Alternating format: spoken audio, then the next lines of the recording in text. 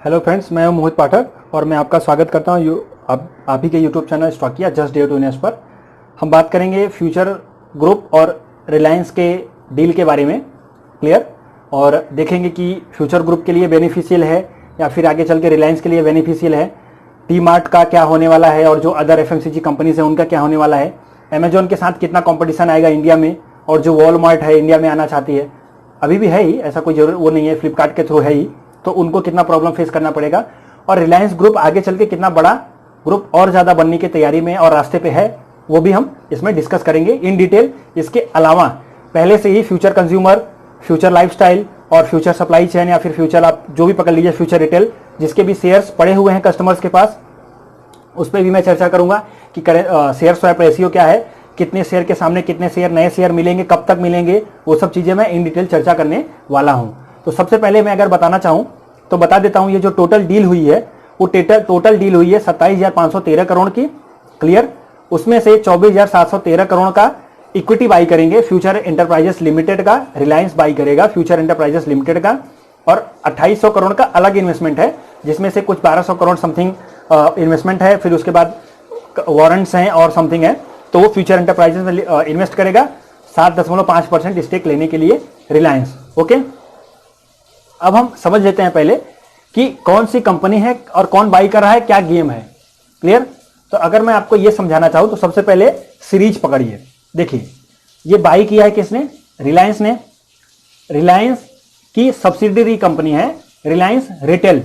Okay, Reliance की subsidiary company है Reliance retail, और रिलायंस रिटेल की ही सब्सिडियरी कंपनी है दो, ये Reliance retail and fashion lifestyle limited RRFLL, और उसकी एक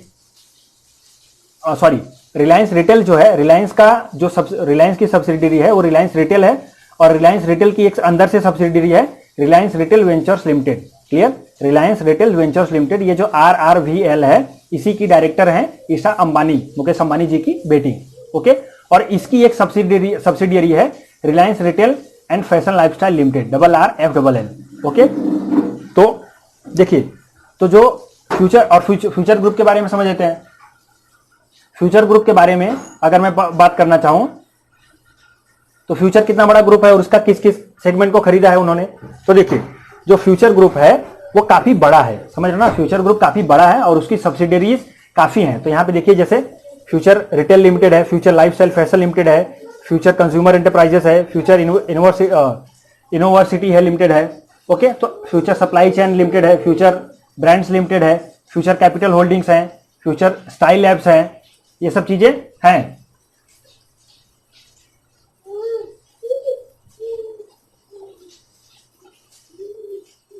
ओके, तो अब यहां पे देखिए कौन किसको बाई कर रहा है, समझना। तो रिलायंस ही बाई कर रहा है सबको, लेकिन रिलायंस बाई किसके थ्रू कर रहा है, वो उसकी एक सब्सिडियरी है Reliance retail limited clear. Reliance retail की सब्सिडियरी है रिलायंस रिटेल वेंचर्स लिमिटेड, जिसकी डायरेक्टर है ईशा अंबानी, और उसकी एक सब्सिडियरी है RRFLL, इसका नाम पढ़ लीजिए, बोलने में दिक्कत होती है क्लियर। तो अब देखिए, अब ये तो हो गया रिलायंस का, और फ्यूचर एंटरप्राइजेस का क्या होगा, फ्यूचर मतलब फ्यूचर ग्रुप का। तो फ्यूचर ग्रुप की ये इतनी कंपनीज है जिनको बाई कर रहा है फ्यूचर एंटरप्राइजेस। अब देखिए क्या होगा, जैसे फ्यूचर ग्रुप का अगर आप पहले तो फ्यूचर ग्रुप को समझ लो, तो जो फ्यूचर ग्रुप है वो काफी बड़ा है, जैसे उसका रिटेल सेगमेंट है, फाइनेंशियल सर्विसेज है, अदर सर्विसेज भी है। ओके, तो जो पूरा सेगमेंट रिटेल सेगमेंट है, रिटेल सेगमेंट के अंतर्गत भी 4-5 कंपनीज आती हैं। ओके, तो उसके अंदर देखिए फ्यूचर रिटेल है, फ्यूचर लाइफस्टाइल फैशन है, फ्यूचर कंज्यूमर है, फ्यूचर एंटरप्राइजेस लिमिटेड है, और स्वाति टिफिन्स है, फूड हॉल है, तो ये सब अलग से फ्यूचर ग्रुप के आती हैं। फ्यूचर ग्रुप का अपने ब्रांड भी काफी फेमस है, आपको पता ही होगा, फ्यूचर रिटेल लिमिटेड। तो फ्यूचर रिटेल लिमिटेड एक रिटेल सेगमेंट है, उसका फ्यूचर रिटेल लिमिटेड है, तो उसके अंदर ब्रांड आता है कौन, फ्यूचर रिटेल के अंतर्गत ब्रांड आते हैं होम टाउन, फर्नीचर रिटेलर्स, कॉरियो है, फूड बाजार है, फैशन एंड बिग बाजार है। ये बिग बाजार आपको मालूम होगा हर एक सिटी में है, इंडिया के सभी सिटीज में है। आधार होलसेल है, होम टाउन है, ई जोन है, फूड हॉल है, फूड हॉल भी काफी फेमस है। इजी डे भी बहुत फेमस है। बिग बाजार सभी को मालूम है, नीलगिरीज, हेरिटेज फ्रेश और हाइपर सिटी क्लियर। और उसके अंदर फिर जो दूसरा पार्ट है future lifestyle fashion limited. Future lifestyle fashion limited के अंतर्गत कौन आता है, यहां पे देखिए सेंट्रल, हर एक शहर में सेंट्रल होता ही है, Surat central, Mumbai central, Delhi central, अलग अलग से जहां से भी आप जाओ तो वहां पे सेंट्रल का वो बना ही रहता है। अगर मैं आपको दिखाना चाहूं तो देखिए एक बड़ा सा स्टोर उनका होता है, ये सूरत का है शायद, आई थिंक, हाँ देखिए सूरत का ही है। ओके, तो ये है फ्यूचर लाइफस्टाइल फैशन लिमिटेड है, उसके अंतर्गत ये अंदर से ये जो स्टोर है आते हैं, और प्लेनेट स्पोर्ट है, IMIN है, तो ये सब आते हैं। क्लियर। फैशन लाइफस्टाइल में जो उनका ब्रांड देखिए काफी बड़ा ब्रांड है, इनके पास काफी अच्छे ब्रांड थे, जॉन मिलर्स, इवन सभी को मालूम है, मैं भी कपड़े पहनता हूं जॉन मिलर्स के, नीलगिरीस, और ये सब ये FMCG के अंतर्गत आते हैं। तो जो रिलायंस ने स्टेक बाई किया है वो किसका बाई किया है, वो एक कॉन्सेप्ट क्लियर कर लेते हैं। ओके, तो जो रिलायंस ने बाई किया है वो फ्यूचर एंटरप्राइजेस को बाई किया है, और किशोर बयानी जी ने सिस्टम में बोला है कि आगे चल के हम ये जो 5 कंपनी है, 5 सब्सिडियरी हैं, उनको मर्ज करके एक कंपनी बना देंगे, फ्यूचर एंटरप्राइजेस। ओके, अभी कोई डाउट नहीं रहना चाहिए। Future lifestyle, future consumer, future supply chain, future market network और फ्यूचर रिटेल, ये 5 कंपनियां मिल करके एक कंपनी बन जाएगी, फ्यूचर एंटरप्राइजेस लिमिटेड, इसमें मर्ज हो जाएंगी। ओके, तो ये पूरी की पूरी एक कंपनी निकल के आ जाएगी।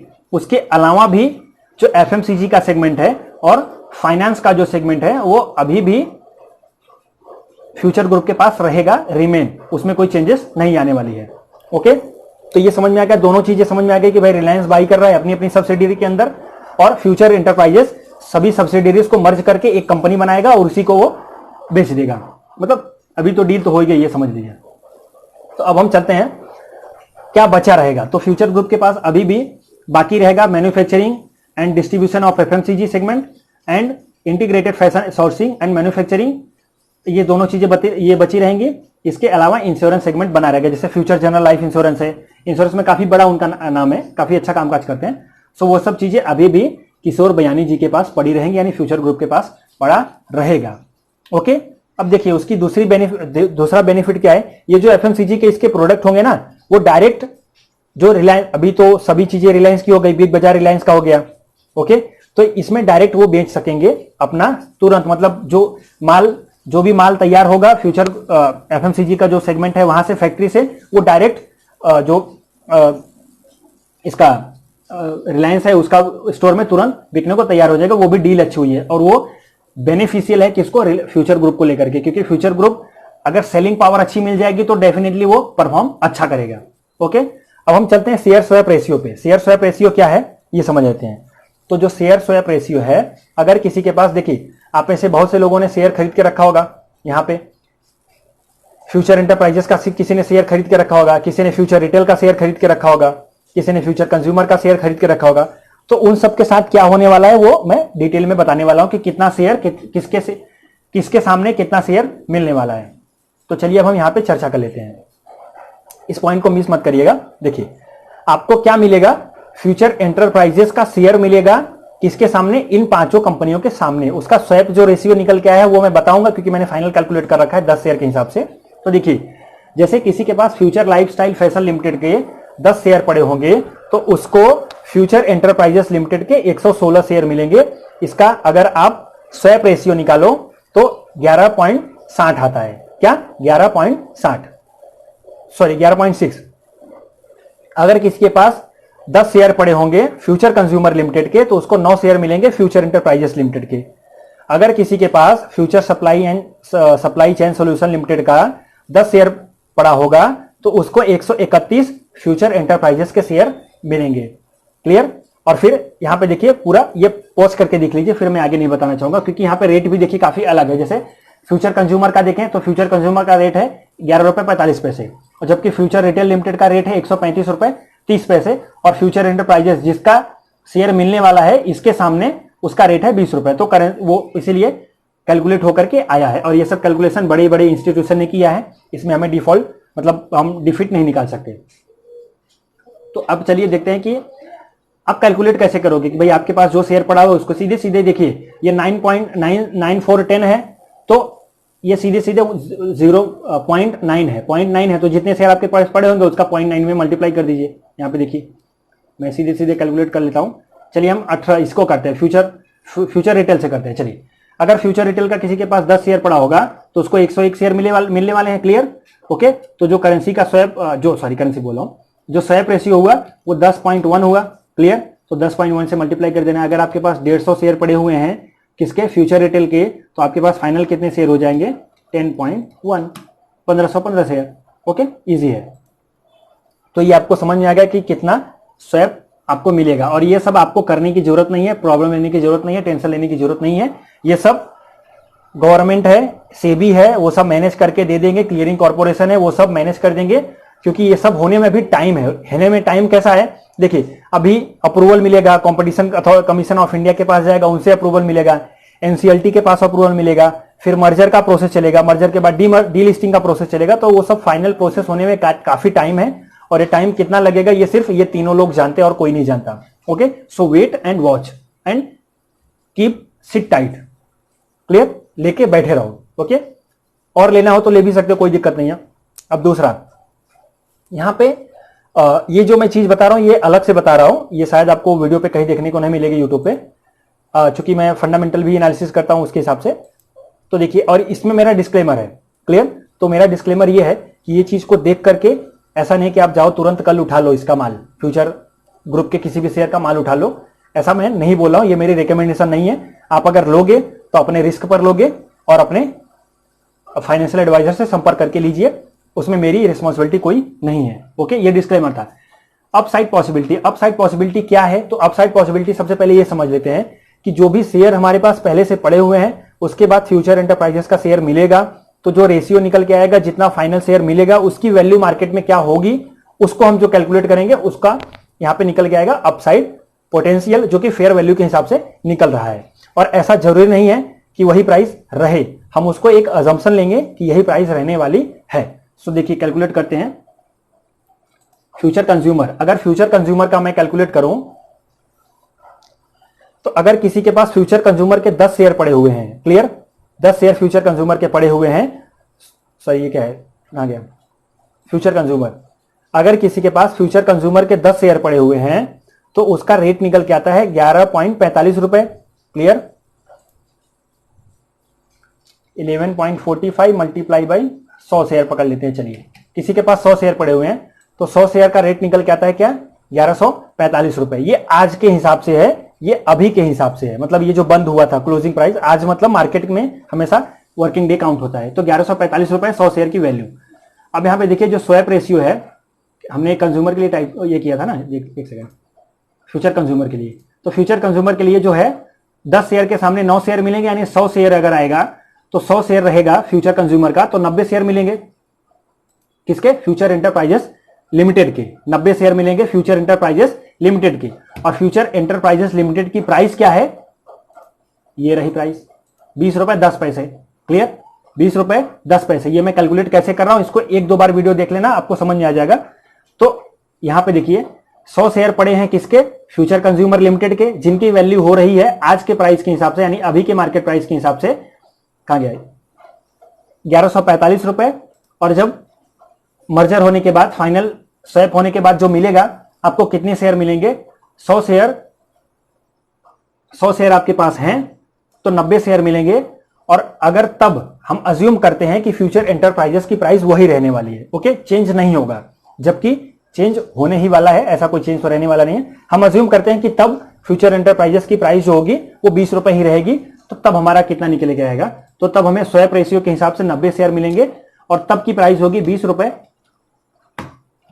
तो देखिए यहां पे 1800 रुपए, यानी हमारे पास 1145 रुपए का ये भाव पड़ा हुआ है। स्वैप रेशियो होने के बाद फाइनल जो प्राइस निकल के आएगी अपसाइड पोटेंशियल फेयर वैल्यू के हिसाब से, इसमें 1800 का है। अगर अपसाइड पोटेंशियल अगर मैं निकालूं तो यहां पे 1800 माइनस 1145, 655 डिवाइडेड बाई 1145, 57% का यहाँ पे अपसाइड पोटेंशियल निकल के आ रहा है। 57% का रिटर्न यहाँ पे आपको देखने को मिल सकता है फाइनल के हिसाब से। तो ऐसा नहीं है, मैं पहले से ही फिर से डिस्क्लेमर दे देता हूं, ऐसा नहीं है कि ये तुरंत जाओ कल उठा लो माल। ये मैं एजम्पशन दे रहा हूं कि प्राइस निकल के जो आएगी मर्जर होने के बाद, तो वो प्राइस के हिसाब से मैंने कैलकुलेट किया। वो प्राइस डाउन भी हो सकती है, ऐसा नहीं है कि 20 रुपए ही रहेगा। फ्यूचर एंटरप्राइजेस की प्राइस नीचे भी आ सकती है, प्राइस ऊपर भी जा सकती है, इनकी भी प्राइस ऊपर आएगी, इनकी भी प्राइस नीचे जाएगी। पर अभी के हिसाब से अगर मैं फेयर वैल्यू की बात करूं तो fair value directly definitely upside ही है। ओके, जहां पे आपने देखा कि अपसाइड पोटेंशियल यहां पे सीधे सीधे 57% का बन रहा है। सो अलग अलग आप कैलकुलेट कर लोगे। कैलकुलेट करने के लिए मैं बता देता हूं, पहले तो रेशियो स्वैप निकाल लो, उसके बाद उस प्राइस को यहां पे फ्यूचर एंटरप्राइजेस की प्राइस से मल्टीप्लाई कर दो, आपको रिजल्ट मिल जाएगा। चलिए अब हम देखते हैं एक छोटा सा यहां पे पॉइंट देखिए, ये जो डील हुई है ना 17.65 के प्राइस पे हुई है। क्यों भैया, फ्यूचर एंटरप्राइजेस का रेट शेयर तो चल रहा है 20 रुपए पे और इनको डिस्काउंट क्यों मिल गया 17.65 रुपए पे, क्यों?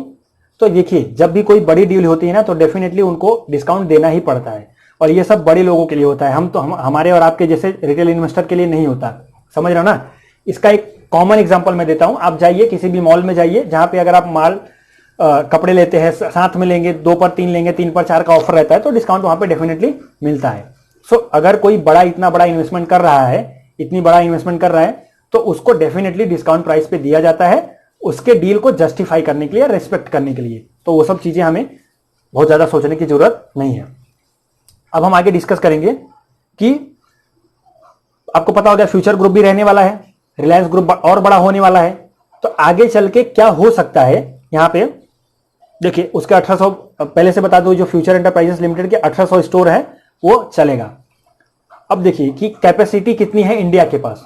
ओके, इंडिया के पास कैपेसिटी कितनी है, रिलायंस जब मर्जर होने के बाद बड़ा कितना होगा, उसकी बात कैपेसिटी, और अमेजॉन और ये सब वॉलमार्ट फेस करेंगे कंपटीशन, वो सब चीजों के ऊपर मैं डिस्कस करूंगा आगे चल के। तो देखिए डेफिनेटली इंडिया में बहुत ज्यादा पोटेंशियल है रिटेल सेगमेंट को लेकर के, क्लियर।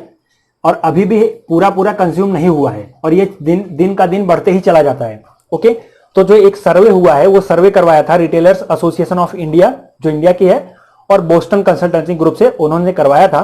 तो सर्वे के हिसाब से ये सर्वे हुआ था इस साल फरवरी में। ओके, इस साल यानी 2020 फरवरी में सर्वे हुआ था।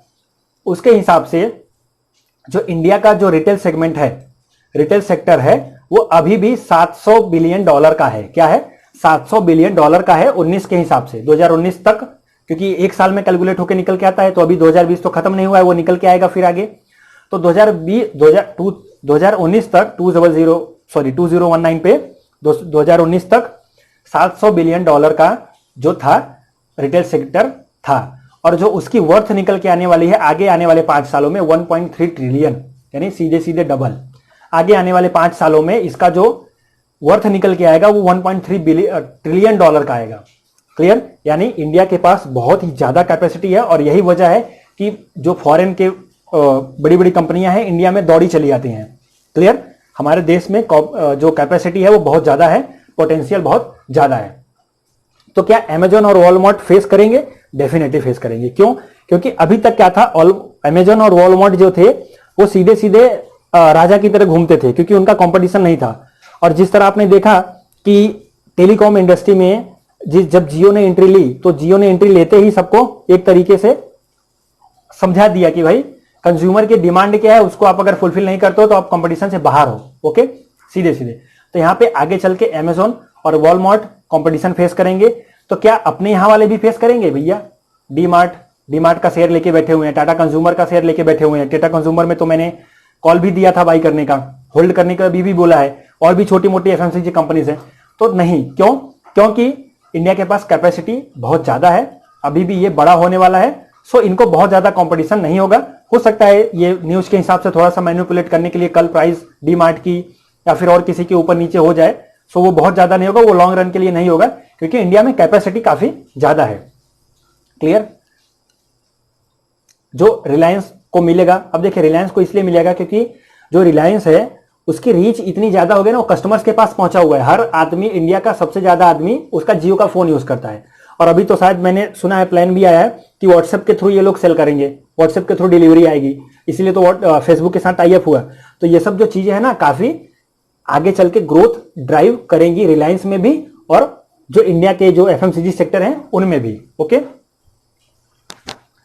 अब हम आगे बात करेंगे कि क्या किशोर बियानी जी ने इसको ये क्यों किया और उन्होंने क्या उसको मैनेज नहीं किया। तो देखिए जो किशोर बियानी जी हैं वो काफी अच्छे हैं। अगर मैं बात करूं तो किशोर बियानी जी की मैं काफी रिस्पेक्ट करता हूं। ये जो डील हुई इसके बाद मैंने उनकी बायोग्राफी थोड़ी सी पढ़ी, मतलब बहुत ज्यादा तो नहीं पढ़ी, थोड़ी सी पढ़ी। वो बंदे के ऊपर मेरी रिस्पेक्ट है। देखिए आजकल क्या होता है कि जैसे कि आपने सुना होगा नीरव नीरव जी हैं, मैं नाम पूरा नहीं लेना चाहूंगा, और माल्या जी हैं, ये सब भाग गए, डिफॉल्ट करके भाग गए, और नुकसान हुआ किसको? इंडिया के जो नॉर्मल रिटेल क्लाइंट हैं, कस्टमर हैं और पब्लिक है उसको। ओके, इतना ज्यादा प्रेशर होने के बावजूद भी जो किशोर बियानी जी ने जिस तरीके से मैनेज किया वो बहुत ही काबिले तारीफ है। समझ लीजिए कि ऐसे भी टाइम आ गया था जब उनको डिफॉल्ट कर देते, मतलब सेबी में बातें चल रही थी, मार्केट में बातें चल रही थी कि फ्यूचर ग्रुप को डिफॉल्ट कर दो, क्योंकि लोन ही इतना बड़ा था। ये देखिए 12,778 करोड़ का लोन था। तो वो सब चीजों को हैंडल करते हुए उन्होंने डिफॉल्ट नहीं किया, चीजों को मैनेज किया इतनी प्रॉब्लम होने के बावजूद। क्यों मैनेज? इसलिए किया क्योंकि उनका मानना ऐसा है कि मुझे इंडिया से धोखा वोखा नहीं देना है। और उनका ये पढ़ोगे आप तो आपको समझ में आ जाएगा। जो ये है यहाँ पे उनका, देखिए यहाँ पे है,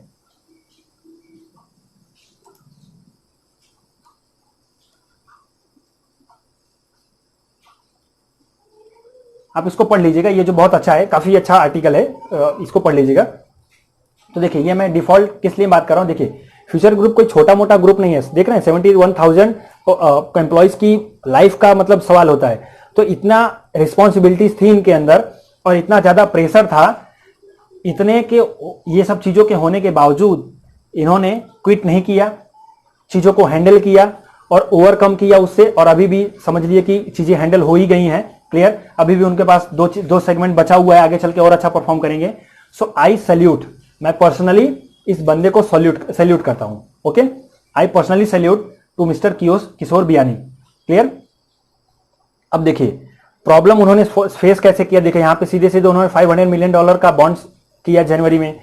फिर 177 मॉल जो छोटे छोटे स्टोर्स थे उनको बंद किया। फिर उसके बाद 49% का फ्यूचर कूपन था वो अमेजन और समारा को बेच दिया। सो उन्होंने काफी चीजें हैंडल करने की कोशिश की, लेकिन जो कोरोना आया उसकी वजह से प्रॉब्लम और बढ़ी रह गई, पर हैंडल नहीं कर पाए। लेकिन ये सब चीजों के होने के बावजूद अभी देखिए आप सीसीडी के जो ओनर है विजय सिद्धार्थ, अभी तो नहीं रहे, उन्होंने किस तरीके से जो सुसाइड कमिट किया था। सो ये प्रॉब्लम होने के बावजूद और मार्केट में नेगेटिव न्यूज इनके खिलाफ टोटली समझ लीजिए कि एक सेगमेंट लग गया था बदनाम करने को फ्यूचर ग्रुप को, वो सब चीजों को हैंडल किया और आगे चल के इसको मैनेज कर लिया।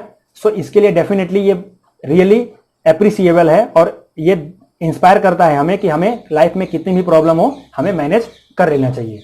सो I personally salute this person. So देखिए ये एंड है, इंडिया में अपॉर्चुनिटी बहुत ज्यादा है। अब इसका मतलब ये नहीं कि आप कल उठो फ्यूचर ग्रुप बाई कर लो, रिलायंस बाई कर लो, ऐसी में कोई रिकमेंडेशन नहीं दे रहा हूं। ये सिर्फ मेरा वीडियो था, जो डील हुई है उसके बारे में चीजों को बताने के लिए। दूसरा ये जो स्वैप रेशियो है उसको बताने के लिए, क्योंकि क्लाइंट्स और कस्टमर पागल हो जाएंगे, उनके पास शेयर पड़ा होगा, समझ में नहीं आएगा उनको कितना लेना है कितना नहीं देना है। सो कुछ करना नहीं है, सब कुछ सेबी करके आपको आपके अकाउंट में दे देगी, कुछ नहीं करना है आपको, आप शांति से बैठे रहिए। So definitely wish you all the best, thank you.